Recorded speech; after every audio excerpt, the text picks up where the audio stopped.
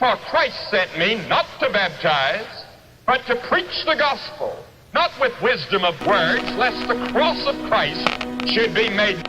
Today, millions of people will gather around the world to tell a story that affects the lives of every person who has ever lived. It's a story of hope and not despair, of love and not fear. A story of a man who was beaten, executed, and buried in a tomb. It's the story of Jesus. Some call it a religion, but we know it as the gospel.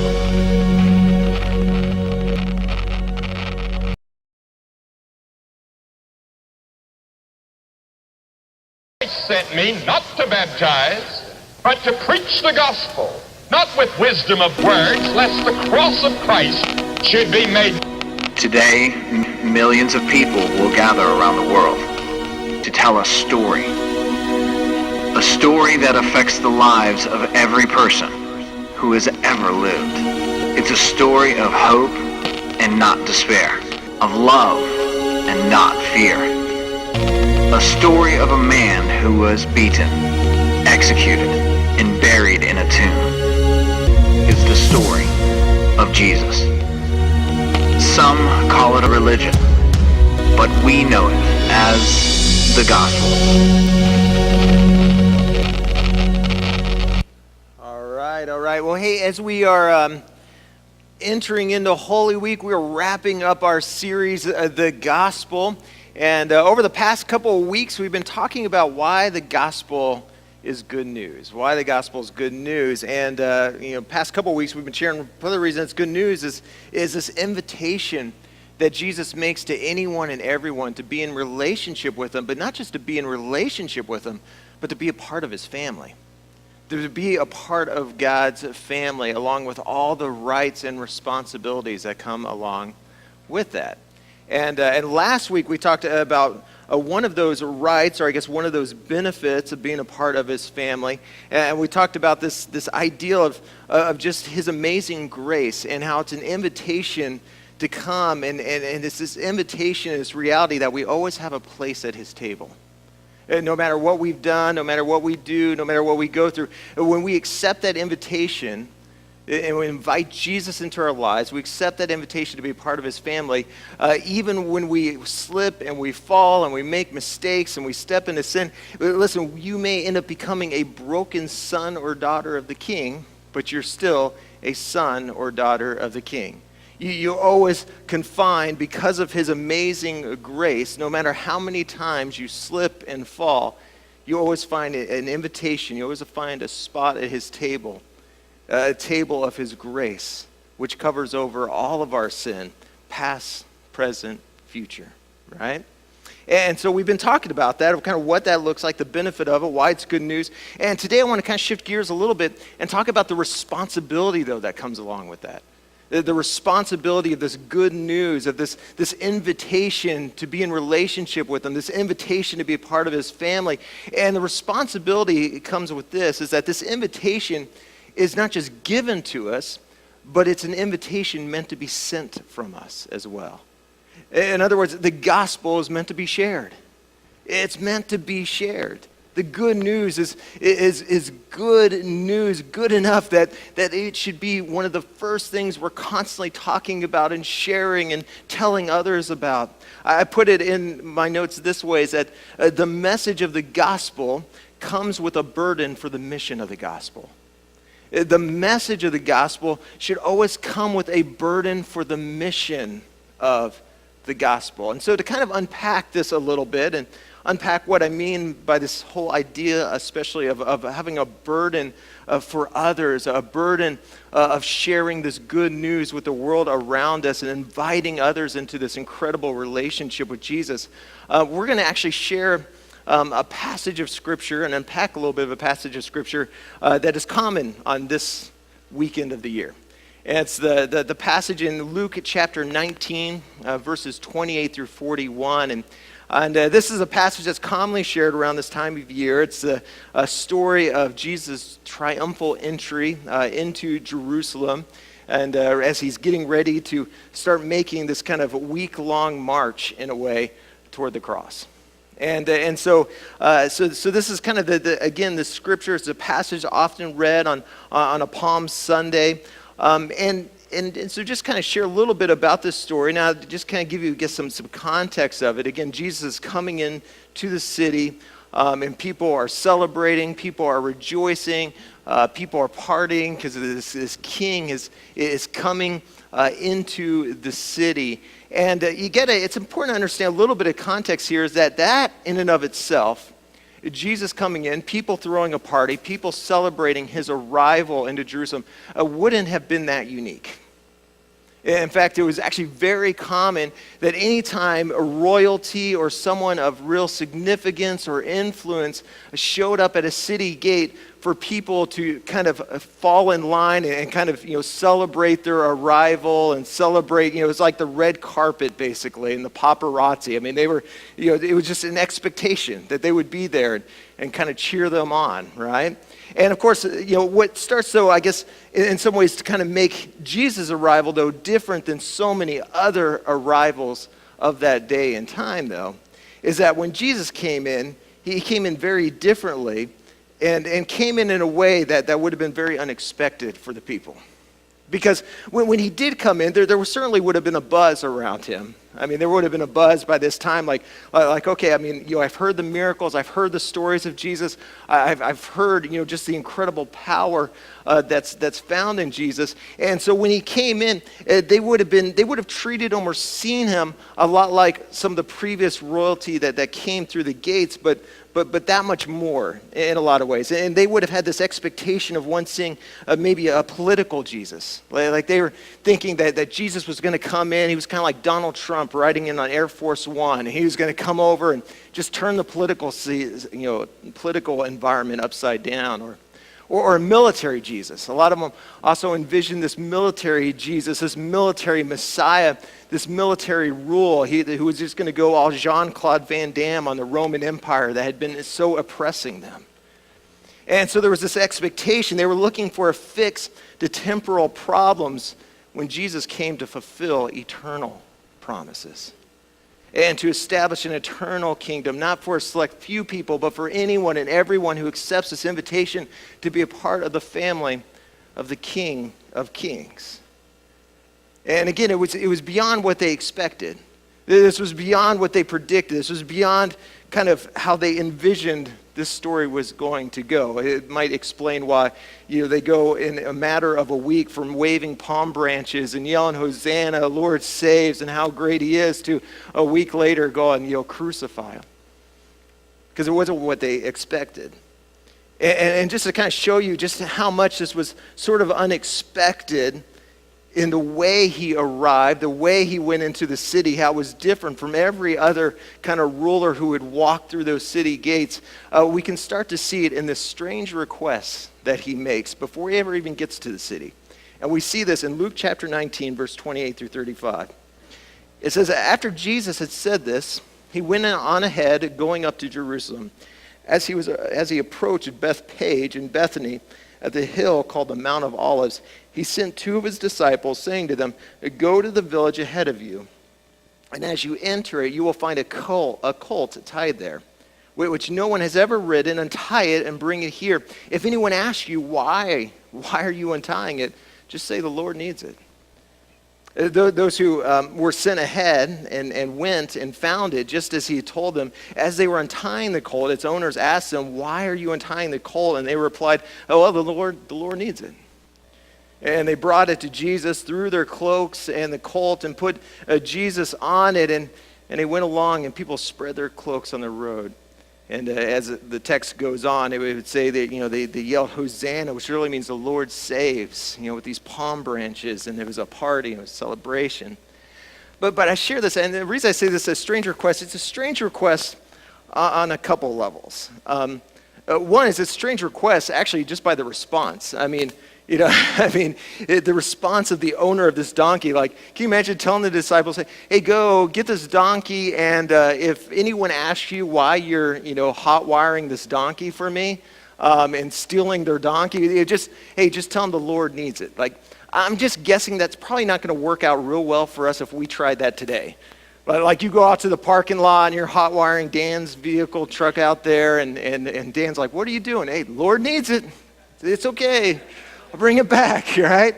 Yeah, so in one sense, it's a strange request just by the response in a lot of ways. But it was strange request in the sense, too, of just what was chosen. What was chosen for Jesus to ride into the city. I mean, this is his proclamation. I mean, the Messiah has come. The Lord has come. I mean, the King of Kings has arrived. And again, as we mentioned before, is that this was commonplace. When royalty would come in, they would have great fanfare.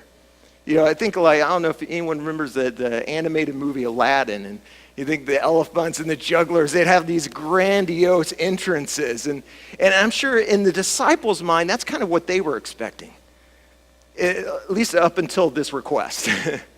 I mean, I just imagine Jesus like, hey, I need a couple guys, again, to go hot wire this donkey and bring it over to me. And he's looking for good, possibilities to do that. He's like, Judas, you'd be a good one for that.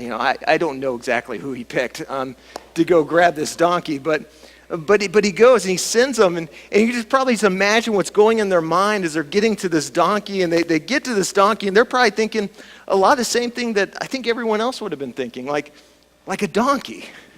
Like, really? Like, you're the King of Kings. Like, where's the white horse? Where's the Maserati? Where's the Mercedes? Like, you want to use a donkey? I mean, the donkey, you got to remember, the donkey back then, that was the poor man's mode of transportation. It was the super econo car at the rental car company. I mean, this was not a glorious entrance that so many people would have been expecting, even his disciples would have been expecting or thinking. And yet I love the fact in so many ways that he would choose a donkey. He would choose a donkey to proclaim and to announce the arrival and this message that Jesus is here to save. Because here's the thing, I think when bringing it back to this whole idea of having a burden for others, having this burden of sharing the gospel with the world around us, inviting others, I think there can be a tendency to sometimes look at our lives and kind of in the context of this story, when we think of bringing in, proclaiming that Jesus saves to the world around us, we can tend to think it's the work of the white stallion. It's the work of the Maserati. It's the work of those who seem to have the act all together, who look the part, who know all the answers, who have life all figured out. And yet, if this story reminds us of anything, is that when it comes to sharing the gospel, announcing the news that Jesus saves, God loves to choose donkeys. Choose those who don't have it all together, who are oftentimes overlooked and forgotten and don't have all the answers. In fact, it's interesting, when you think of a donkey, there's several terms that we oftentimes refer to donkeys of. One starts with a J, and I'm not going to share that one. But there's another term that we often attribute with donkeys. And that is we attribute this term beasts of burden. Beasts of burden. Anyone ever heard that? When you look at a donkey, that's a beast of burden. Because that's what their job is. Their job, their sole purpose, their sole value is in their ability to carry a burden. To carry a burden. And listen, I share that with you because here's what I've come to find, and I think what we see in the story is that when it comes to proclaiming and sharing this news that Jesus saves and inviting people to come to Jesus, listen, God's not looking for someone fit to carry royalty, but someone who's willing to carry a burden. God's not looking for someone fit to carry royalty, but someone willing to carry a burden. And so that's my prayer. This is really my heart for this message tonight, is that you and I would get a burden. We would get a burden for the world around us. We would get a burden for these empty seats and the people that they represent. That we would get a burden for those who are lost and those who are broken and those who are far from our God. That we would get a burden. And I know this is not like, maybe the most exciting, amen kind of message, like, yeah, that's exciting, that's encouraging, right? Who wants to, think about, when was the last time you prayed for a burden in your life, right? You know, we don't typically go out and make t-shirts. The gospel is a burden, right? It's like, we don't do that. It doesn't sound real appealing. But again, the message of the gospel, you got to get this. It comes with a burden for the mission of the gospel. You can't separate it. The message of the gospel comes with a burden for the mission of the gospel. But here's the good news I've found in this, is that I found that the best blessings oftentimes come from the biggest burdens in life. I mean, think about it. Some of the best blessings in our lives sometimes come from things that might at first seem like big burdens. I mean, I think about when my boy was born, and I still remember that morning, you know, when we were at the hospital. Of course, it's always kind of great. You just see blessing in that moment when you're in the hospital, because they're taking care of everything, right? I mean, they're feeding, they got the diapers, and I'm like, this is amazing. This is great. Holly, why didn't we become parents sooner? This is easy. And that's all up until the day you take your boy from the hospital and you put them in the car and they shut the doors behind you, and all of a sudden it's just like you get the little one home, and it's crying, it's screaming, it's dirty diapers, it's need after need after need, and there's a burden, there's an aspect of a burden that comes along with this. You know, and then they grow up and they start talking back to you, and that burden only becomes a little bit bigger. Like, well, hey, why are you talking back to me? But again, how many of you would also agree, if you're a parent, that there's no greater blessing though, right? Yeah, there's a burden component to it, but there's no greater blessing than your kids. And listen, I think, in fact, when you look throughout the Bible, when you look at those that God blessed the most, they were people that weren't the most talented, weren't the most gifted, weren't the greatest orators, but they were all people that were willing to carry a burden. And as a result, they experienced blessing beyond anything they could ever imagine, anything they could have ever brought about on their own. See, my prayer for us tonight is that you and we would get a burden, and specifically a burden for the things that burden and the people that burden Jesus' heart. Those who are lost, those who are far from God. Now I know this is pretty, it could be seen as kind of a tough message, maybe a little bit of a downer message. So I thought I'd line it up just a little bit by illustrating kind of this blessing that's found in a burden by sharing with you a video clip that shares kind of how this blessing can be found in a burden that, if you've traveled very much at all, you might be able to relate to. So why don't you take a look at this video clip. What if I told you it wasn't a dream? What if I told you it really happened?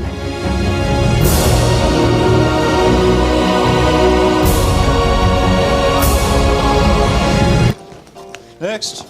This wasn't my first time renting a car. I've read books on renting cars. My dad gave me the car renting talk.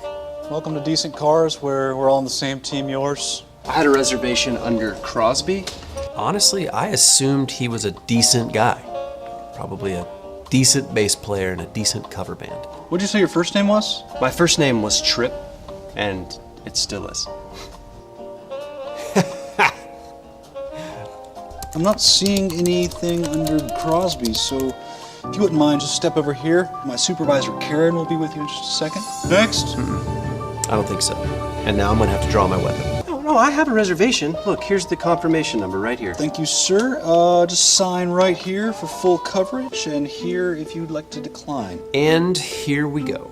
No, I have insurance coverage, and I have the credit card that covers anything else, so I should be fine. Sir, most carriers only offer partial coverage, and you still have a high deductible. So for $19 a day, This wasn't gonna be full easy. coverage. What I'm trying to not do is pay $19 a day for something I don't need. Like I said, most carriers don't offer full coverage. But some carriers do, right? So why don't you tell me what those are? You should just get the coverage. My gut is telling me I don't need the insurance. Well, my gut says you do. It's only $57. Oh, yeah? Well, would your gut be willing to pay me back the $57 if I find out after the fact I don't need the coverage? Well, sir, that's not how insurance works. No, I'm asking you personally, buddy. Since you're so sure I need the coverage, and since $57 is apparently no big deal, why don't you just pay me back if you're wrong? I'm sorry?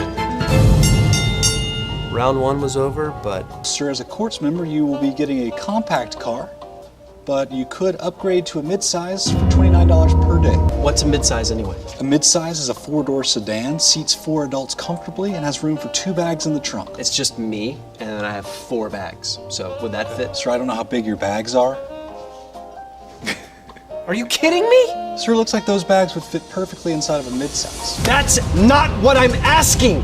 I'm saying if I can get all of this and all of this in a compact, I don't want to pay an extra $29 a day if I don't have to. So, compact? Yeah, and you know what else? I don't want to pay any money for fuel that I'm not going to use, and I certainly don't want to pay for insurance coverage if I don't need it. Yeah, I want a car, a basic car for me and my bags, and I want to drive out of here paying the exact amount of money that you advertise me on the mobile app. And I want the same thing for these people, a simple car for the simple price on the app. That's what I want.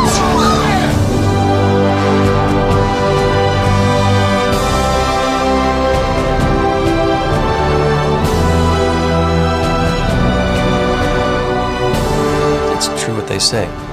Triumph is just umph with a little bit of try. I'm just an ordinary man. I'm a David who slew his Goliath, and I rode out victoriously in a compact.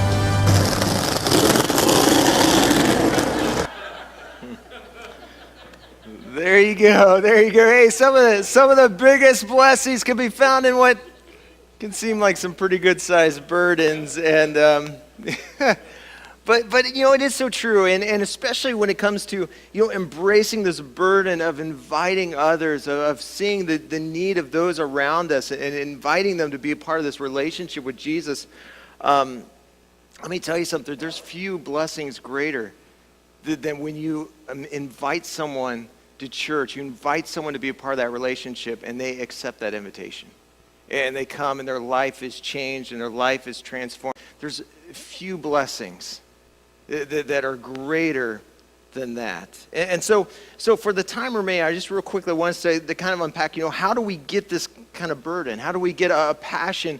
And what does it mean really to, and really why should we invite others to church? And so I want to kind of unpack this of getting a burden for those around us. And the first thing we got to understand is that what matters to God should matter to us. Why should we have a burden for the lost? Is what matters to God should matter to us. I don't think any of us would argue the fact that when it comes to those who are most on God's heart, where he's a burden the most, especially within the story, we see Jesus a burden the most, is for those who are far from him, who don't know him. In fact, we see this in verse 41 in this story. It says, as he approached Jerusalem and saw the city, it says he wept over it. He wept over it. Now, he wasn't weeping and he wasn't heartbroken over the pain that he was about to endure on the cross. He was heartbroken because he saw a city of people who were in desperate need. They were in desperate need in their marriages. They were desperate need in their soul. They were in desperate need in their lives. They were in desperate need for something more than the life they were experiencing and more than the life they were living. And unfortunately, the very answer to that need was walking right past them, and they totally missed it. I mean, here Jesus is walking right through the city, the Messiah, the Savior, the very thing that they needed most, and they were totally missing it, and his heart was broken over that. He had a burden for those who were lost, a burden for those who were far from him. And listen, I sometimes wonder if maybe the reason that many of us, we don't have a burden or a sense of urgency to invite others is that if we're honest, what matters to God, maybe it doesn't matter to us as much. At least as much as maybe it used to, right? Because if it really mattered to us, I think a lot like this story, it would change the way we see the world around us. It would change the way we see just right around. It would change the way we see these empty seats. It would create a burden. It would create an urgency that I think sometimes we can so easily miss. Because, I mean, think about it. Think the last time that something or somebody really mattered to you. It changed how you saw your world, right? I mean, think about like when you wanted a car, maybe before you had a car, and you were just in desperate need of getting a car was all that mattered to you. And that's all you saw, right? Like, I mean, it's all you prayed for was a car. When you're driving around, all you saw was the car you wanted. When you were hanging out with friends, you saw a car that you wanted to borrow. It changed how you saw when you wanted it. But the problem is, and I think sometimes what happens to us, even when it comes to our faith, comes to our walk with Jesus, is that once we get it, like all of a sudden we quit seeing it. We quit seeing the need. We quit seeing the drive, that sense of urgency. We lose a sense of value to it. Once we get the car, we're dropping the big gulp in the seats, and we got fries that have been there for like 10 years. We don't clean the car up. I mean, it loses its value. And listen, that's my fear for us. And in fact, I mentioned it last week, is that my fear for us is that the good news would become old news to us. That what matters to God, it would quit mattering to us. And as a result, we quit seeing the need. We quit seeing the urgency. We quit seeing the burden for those around us. And so that's my prayer. That's my prayer for us tonight, is that you and I, that we would begin to get a burden again in such a way that it changes the way we see the world around us. Because I really believe this. I think if they matter to us the way that they matter to God, it would change, again, not just actually how we see them, but I think even how we respond to them. To those who are far from Him, to those who have yet to ever darken the doors of a church, those who are broken, those who are hurting. Because that's the other thing, is a burden doesn't just change the way we see the world around us, it also changes our response to the world around us. I mean, again, going back to this whole idea of thinking about things that matter to you and how that affects how you act and how you respond. I mean, think about like if weather's warming up. I know for a lot of us, like barbecuing matters to us. And think about all the work and all the effort you'll put into that. I mean, you got to get the propane tank, or you got to get the charcoals, you got to get the perfect seasoning, the perfect meat. You'll go through all this effort. There's an action that comes with that because it matters to you. Or hunting season. When you find out hunting season is coming up, I mean, man, you'll take off weeks out of work, and you'll get the trail cam set up, and you'll buy the equipment. Or when someone matters to you, that's like all you see is them, right? That's all your life is about. You quit hanging out with the friends of old. It's just like, man, that's all I'm about. You'll stay up, and you'll talk on the phone about nothing. And it'll be like, you hang up. No, you hang up. No, you hang up. I mean, you'll go to extinct. You'll discover cologne that you didn't even know was there. I mean, you'll start to dress up because when someone matters to you, you can't help but make a move. You can't help but have a corresponding action that as a result of that. And listen, again, I sometimes wonder if our inactivity, our unwillingness to sometimes invite, our unwillingness to sometimes take on the burden, is that if we're honest, is what matters to God doesn't quite matter to us like it used to. Because if it did, it would change how we see our world. It would change how we respond to our world. I mean, because think about it this way. Along those lines, think about, again, if it's personal to us, it's like, again, we respond. If it matters to us, we respond. I was thinking of this as like, when you hear like a news story of like a building that's burning down in LA, your natural response isn't to just, oh, well, I'm going to put my Superman t-shirt on and head to the airport and I'm going to go and deal with it. But when it's someone or something in the house that's involved in this fire is your house, and there's the person that's involved in it is your kid, how many know you're going to do whatever it takes? You're going to be moved to action. You're willing to put your life on the line and risk anything and everything to save them, right? And so that's my heart, is that you would get a burden. That this wouldn't just become some ethereal, big picture thing, but it would become personal to you. It would become personal to you. That burden in such a way that, again, it changes the way you respond to the world around you. It changes the way you see the world around you. That my prayer for you and I is that we'd see the world around us differently. That when you look at your town, you wouldn't see it how you see it, but you'd start to see it how God sees it. When you see your enemies, you wouldn't see them how you see them. You'd see them how God sees them. When you look at your coworkers, you wouldn't see them how you tend to see them, but you'd see them how God sees them. Because I think if you and I saw our coworkers and our neighbors and those friends of ours, those relationships of ours that we know are far from God, if we saw them the way that God sees them, we would have a very different view. And I believe we'd have a whole lot greater urgency when it comes to embracing this burden of inviting those around us. Which leads to the second thing of creating this burden is you got to understand there's more at stake than we often realize. There's more at stake than we often realize. Maybe not for us who know Jesus. I mean, we've got heaven. We've got eternity to look forward to. But the truth of the matter is that for those who don't know Jesus, eternity's at stake. That's the truth of it. And when I say eternity's at stake, we're not talking a bad day or a bad year. I mean, anyone had a bad year in life? Anyone had a bad memory, a bad moment, a bad job, a bad marriage? Okay, don't raise your hand on that one. But we have bad moments, we have bad experiences, we have bad years, but that's not what we're talking about here. See, I think sometimes we can relate to a bad day, we can relate to a bad year, but we don't have oftentimes the mental capacity to even begin to understand what a bad eternity is all about. I mean, think about it. You take your worst day and times that by forever.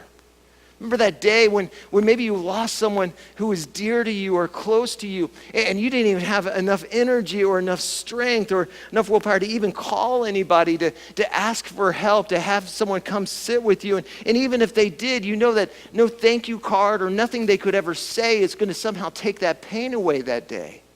Well, think about that worst day in your life, and if you've ever lived for even a breath, you can all know what a worst day is like, and then times that for forever, and you start to begin to maybe get a slight fraction of what we're talking about here. See, we're not talking about simply a bad day. We're talking about a bad eternity. That's what's at stake. This is not a bad career. It's not like I lost my car. It's not like I'm coming out of a bad relationship. This isn't about, when we're talking about inviting people and bringing people to church, especially as we start leading up to Easter, we're not talking about inviting them in so they can get a cool church bumper sticker or t-shirt or mug. This isn't even about growing a larger church. It's about the fact that you and I, we know someone in our life who's in the balance of being eternally separated from God forever.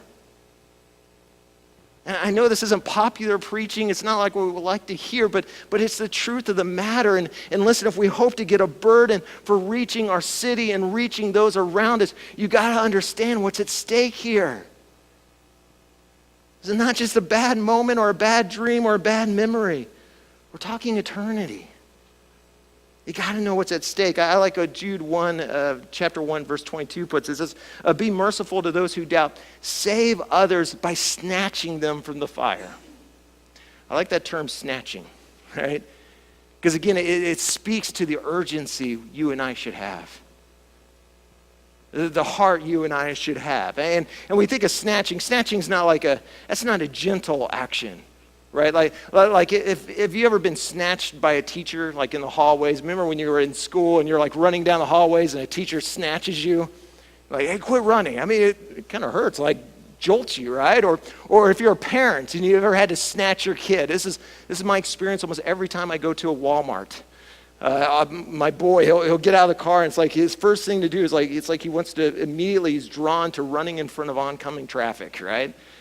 And so what I got to do is I jump out there and I snatch him, right? And of course it always leads to this, debate basically like, Dad, why'd you do that? It scared me. And I'm like, well, you scared me. There's an F-150 bearing down on you. It's 3 blocks away coming closer because let's be honest, as parents, we always exaggerate. I mean, truth is, it's like he had 15 minutes to get across the road, but it's like it was right there, right? And that's kind of what James is, or what Jude's getting at here is this idea. We got to be People willing to have enough urgency and enough burden to snatch others. Listen, here's the deal. There's some people in your world and my world that need snatching. They do. There's some coworkers you need to snatch. You're done having the debate. You're done having the conversation. You got to have a little bit of oomph and be able to sit there and say, listen, I'm not going to let you go to hell. I'm not going to let you get back into that addiction. I'm not going to let you leave that marriage. I'm snatching you. Who is it in your world around you that needs some snatching? I'm almost half tempted to rename our church, call ourselves Snatching Church. Grab the white van we have down there. And we're going to snatch people. Okay, that might have gone a little too far, but we got to have that urgency. We're going to snatch people. The stakes are too high. And listen, I get the pushback. It's well, you don't understand. I've tried that. I've tried talking to them, and I've tried inviting my coworker, and I've tried inviting my neighbor. I've tried inviting my spouse, and every time they say no. Hey, listen, I think this might encourage you some. And that is this, is that you got to understand that when it comes to this, when it comes to having a burden and reaching our community, inviting our community, you got to understand that saving is all up to God, but inviting is all up to us. Saving is all up to God, but inviting is all up to us. Do you realize that you and I, we have zero saving power? I know a lot of people are like, well, Seth, if I just get you to go talk to my husband, you could save him. No, I can't. Or if I just get you to go talk to my teen, you'd somehow save him. No. Saving is all up to God, period. But the inviting is all up to us. That's the burden. That's the burden we're called to carry when we're talking about this mission of God. We're called to invite. And so for some of us, that burden of inviting others, that burden of inviting others and seeing the need and answering and responding to the need of the world around us by inviting them into this relationship with Jesus. For some of us, it starts with just making a move. It starts with some action. But here's why I say that this might encourage some of you, is that for some of you, it also might not mean necessarily making a move, but actually moving on. See, what's interesting is when it comes to inviting people, because I hear every excuse, and I always hear all the stories, excuses I've made myself. And it's well, I've tried that person. I've asked them to come time and time again. Listen, well, I do believe that there's certain people in our lives that God has placed a burden on, that you got to keep asking, you got to keep inviting. The vast majority of the people that God places a burden for us to live out this mission of Jesus, inviting them to church, inviting them into a relationship with Jesus, listen, all he asks us to do is invite. And not take care of the saving part. Like your job is simply to invite. And listen, if they ignore that invitation, you don't have to necessarily keep going time and time and time again, the same 3 people, and wondering why they never come to church. Listen, let me unpack this real quick. So Matthew chapter 22, verse 1 through 10, Jesus, he shares a story about this. He's talking about this feast, and he shares this master. He says that Jesus told them a bunch of parables. He said the kingdom of heaven can be illustrated by the story of a king who prepared a great wedding feast for his son. When the banquet was ready, he sent his servants to notify those who were invited, but they all refused to come. So he sent other servants to tell them, the feast has been prepared, the Ruth's Chris Steakhouse has been ordered, and everything's ready. Come to the banquet. But the guests he'd invited ignored them and went their own way, one to his farm, another to his business. Others even seized his messengers, insulted them, killed them. They rejected the invitation. But notice the master's response in this. He doesn't sit there and say, well, you just got to keep working on those same 3 people. Time in, just keep at it. You got to convince them for your need for this feast.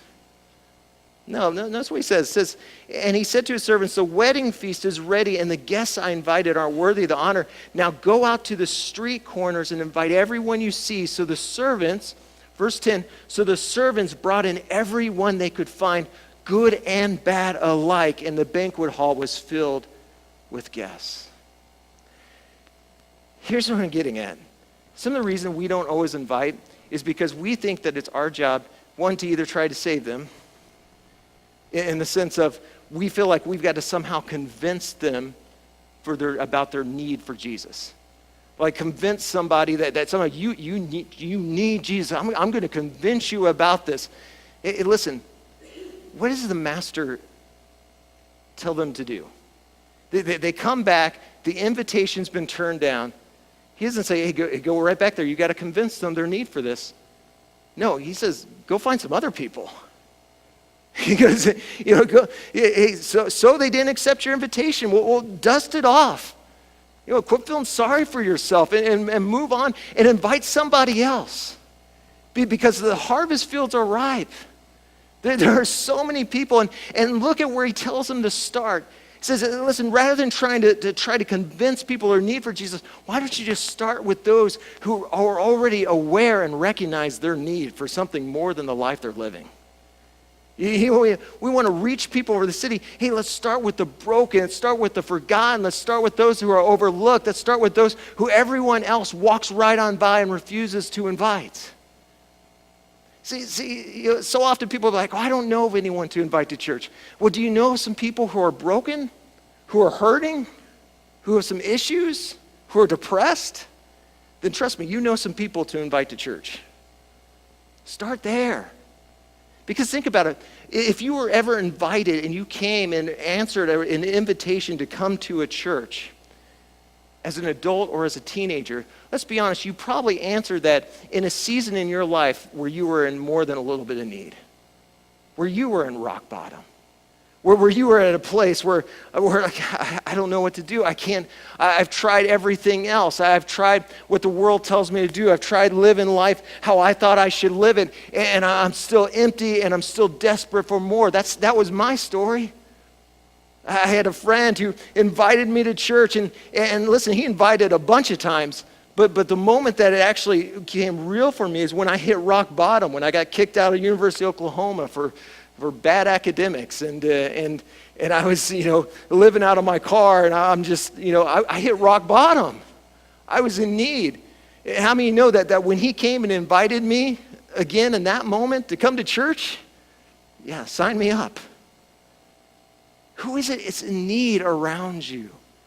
Who's hurting around you? Who's wounded around you? Start there. We're called to invite and bring most those that everyone else overlooks, the beggars and the broken, the forgotten and the forsaken. I had a pastor friend of mine who gave me this quote. It's always really stuck with me, and I love it. It's this simple statement of this. It says, if we exist to help the broken, we'll always have an audience. If we exist to help the broken, we will always have an audience. Again, these chairs, they should burden us.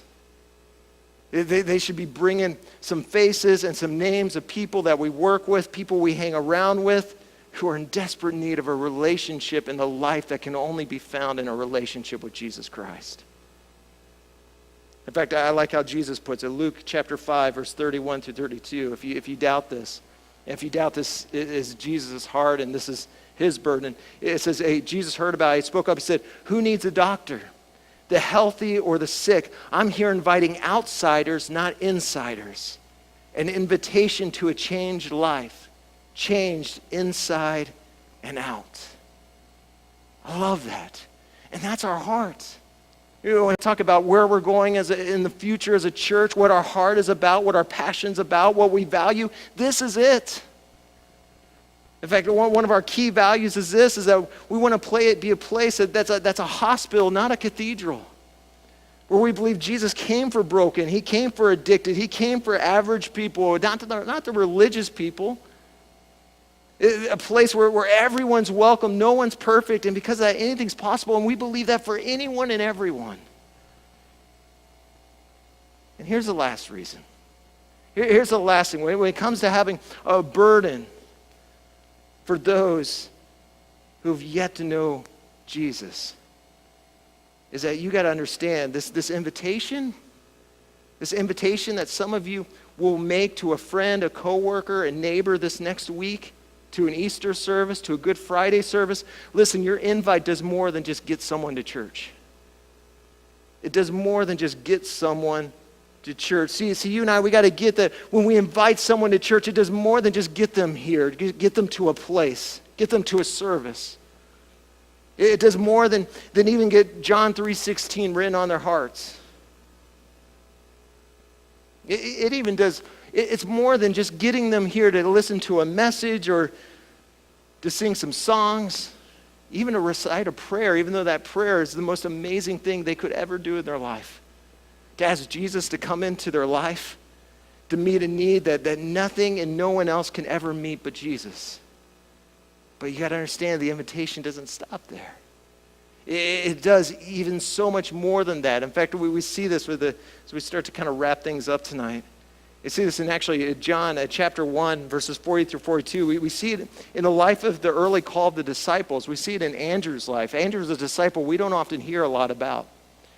But Andrew, in John chapter 1, he's been hearing John the Baptist preach. And John the Baptist, he's having like the sermon of all sermons. I mean, he's sweating. He's got the organ music playing. It's revival's happening.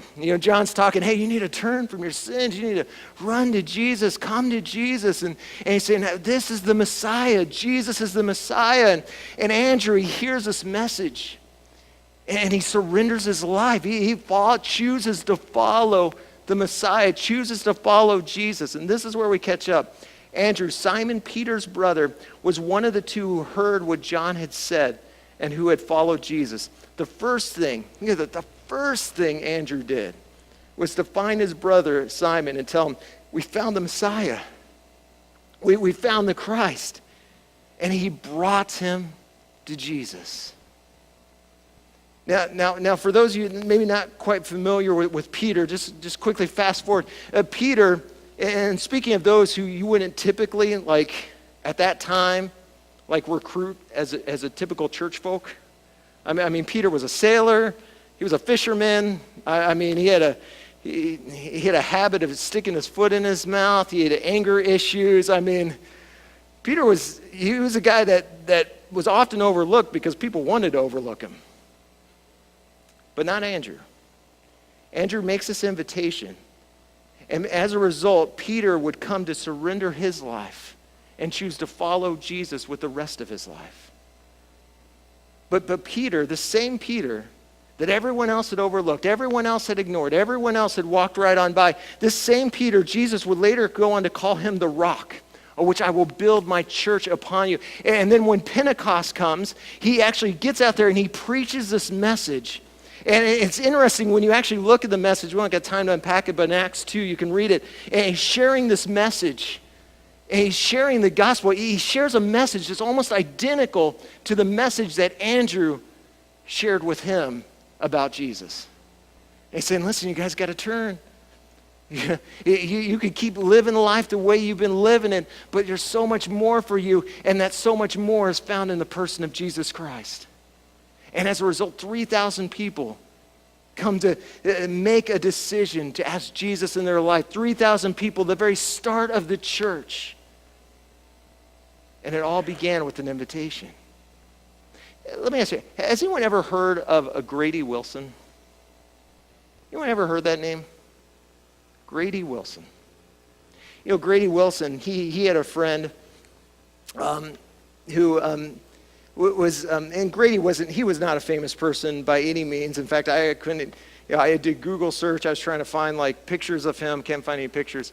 But Grady had this friend who loved baseball. In fact, his favorite baseball player was Babe Ruth. That shows you kind of how long ago this was. But he had a friend, and he would keep asking this friend to come to church with him. Like, man, you need to come check this out, and you need to hear, about the one who changed my life. And he keeps working on this friend, and one day his friend just finally kind of gives in. He's like, all right, I'll go.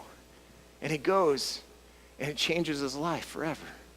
He gives his heart, he gives his life to Jesus. He asks him to come into his life, and this person, now you might not know Grady Wilson, but you probably recognize this name, and that's Billy Graham.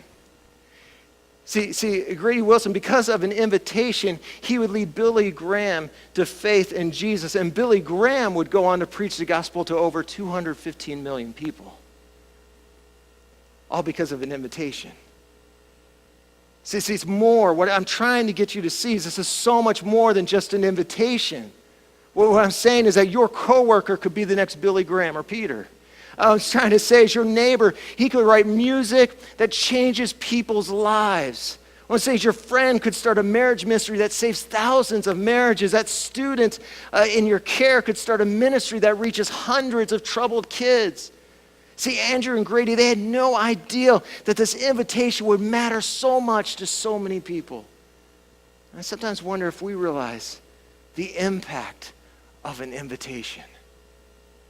In fact, as we close, just a little group participation here. A little group participation. It's a little different. Is that I want to ask you this question. If you're thankful that someone invited you to church at some point in your life, whether here or Wallport, it could be a totally other church, totally other area, and that invitation to church led you to a relationship with Jesus that changed your life forever, would you be bold enough to just simply raise your hand?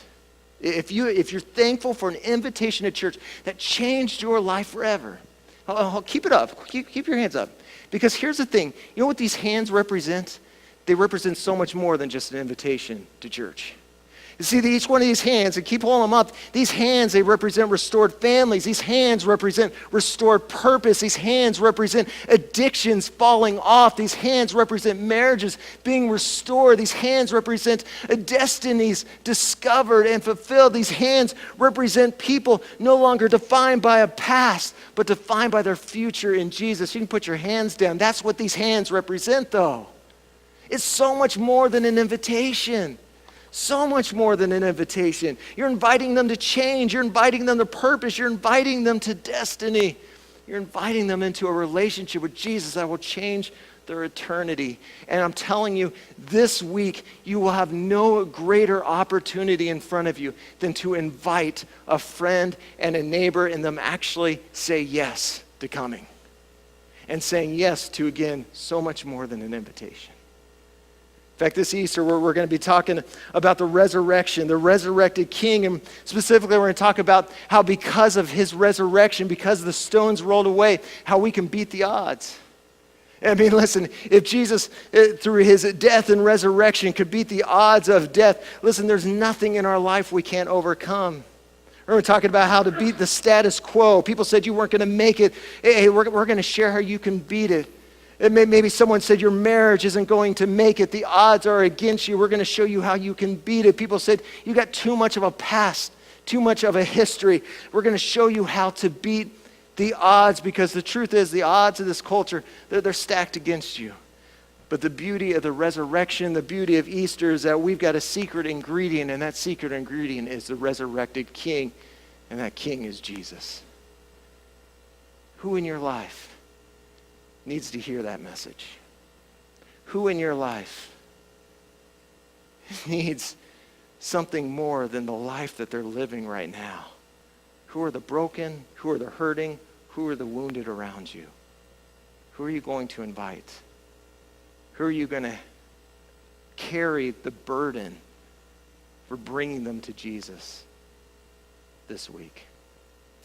Every head bowed, every eye closed. I want to invite Eric up to lead us in worship. And I just want to pray for you. And I want you, as we pray, again, this is a little bit different message. But I want you to just be thinking, think about who it is in your life that God's putting a burden this week to make a simple invitation. And look, I'm not asking for 20, 30 people. If you and I would just think of one person who we know is hurting, one neighbor, one friend, one coworker, who we sit there and we know, obviously we can't save them, but we can invite them to the one who can. We can invite them into a relationship with Jesus and invite them into a fulfillment, invite them into a joy that can't be found anywhere else but in that relationship with him. Who is that for you?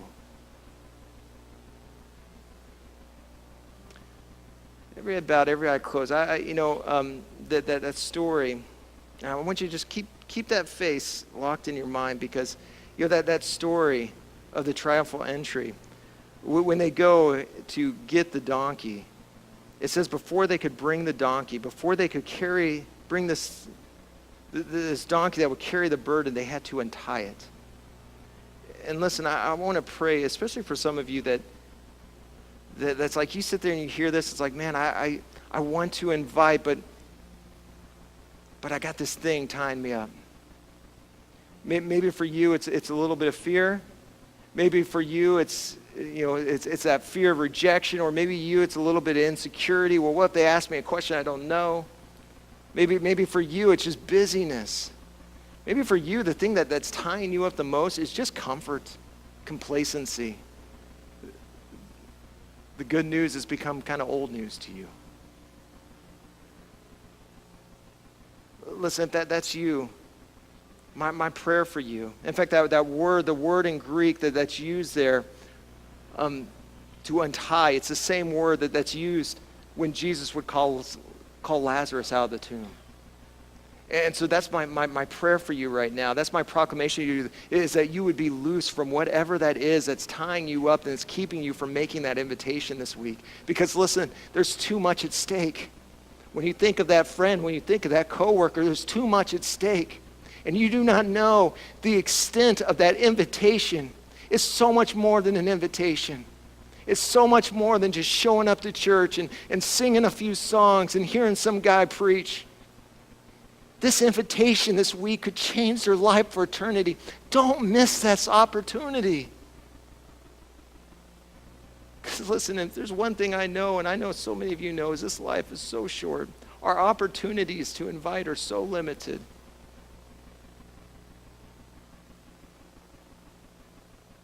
Listen, the gospel, this message of Jesus and his incredible grace, it comes with a burden. But may we not run from it. May we embrace it. That burden of the mission of the gospel. Who is it you're going to invite this week? Because I'm telling you, it's going to change their life. So Jesus, we commit these people to you. We lift them up to you. Father, we pray for the courage and the boldness and the urgency to step out and invite this week. In Jesus' name, amen. Why don't we stand up and let's worship.